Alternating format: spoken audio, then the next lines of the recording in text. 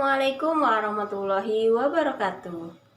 Perkenalkan, nama saya Sri Wahyuningsih dari SD Negeri Hargorojo, Kecamatan Bagelen. Anak-anak, ingatkah kalian tentang kalor? Kalor adalah energi panas yang bisa berpindah dari benda bersuhu tinggi ke benda yang bersuhu lebih rendah. Nah, untuk itu, kali ini kita akan belajar tentang perpindahan kalor.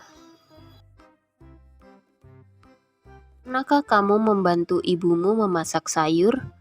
Tahukah kamu mengapa api kompor dapat memanaskan air dalam panci, sehingga sayuran yang ada di dalamnya menjadi matang?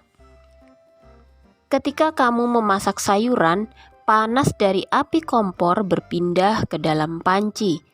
Kemudian, panas tersebut berpindah ke dalam air, sehingga air menjadi panas dan sayuran yang ada di dalamnya menjadi matang. Peristiwa tersebut membuktikan bahwa panas dapat berpindah.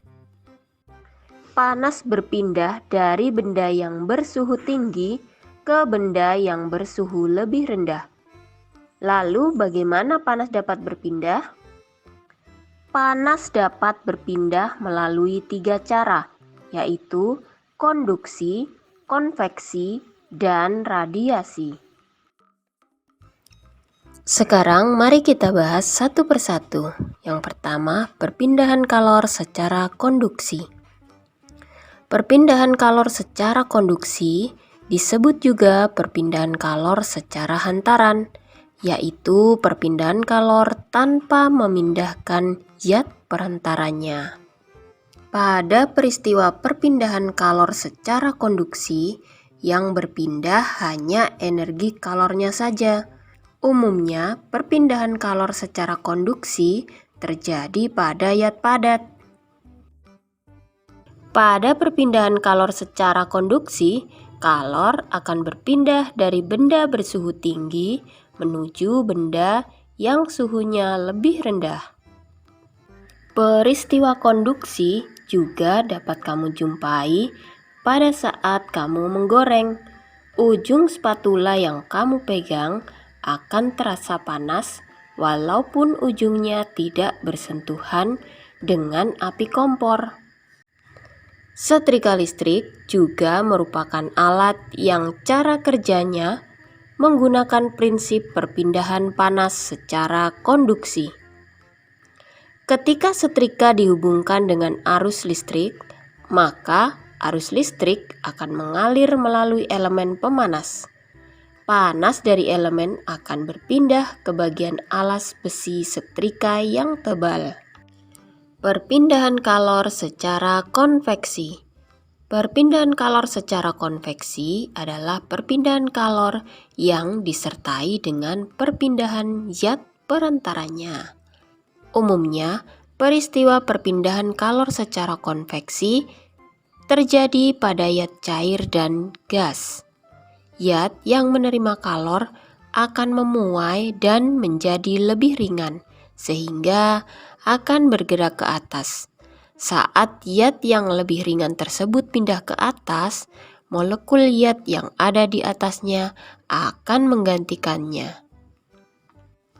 Contoh peristiwa konveksi terjadi pada saat merebus air. Air yang letaknya dekat dengan api akan mendapat panas sehingga air menjadi lebih ringan.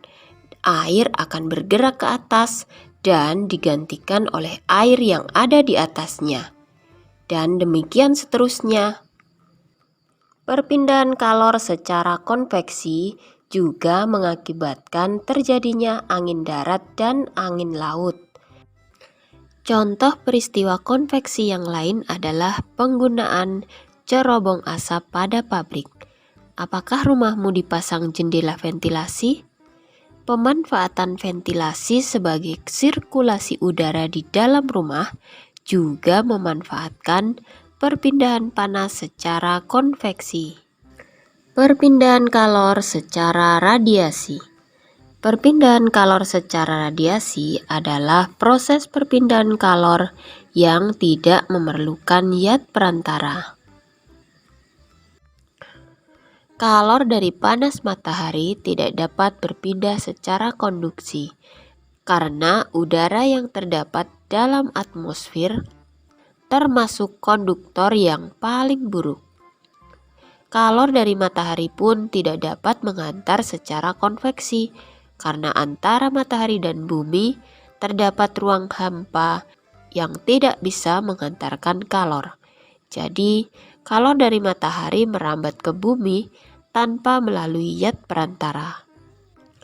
Contoh lain perambatan kalor secara radiasi yaitu ketika kamu dan teman-temanmu berada di depan api unggun.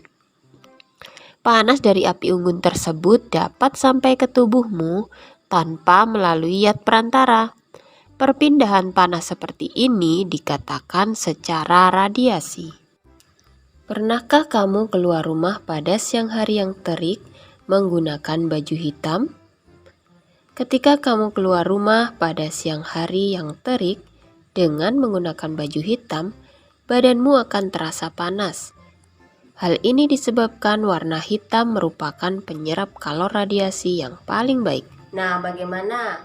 Apakah kalian masih ingat apa yang sudah kita pelajari tadi? Perpindahan kalor bisa terjadi melalui 3 cara, yaitu konduksi, konveksi, dan radiasi.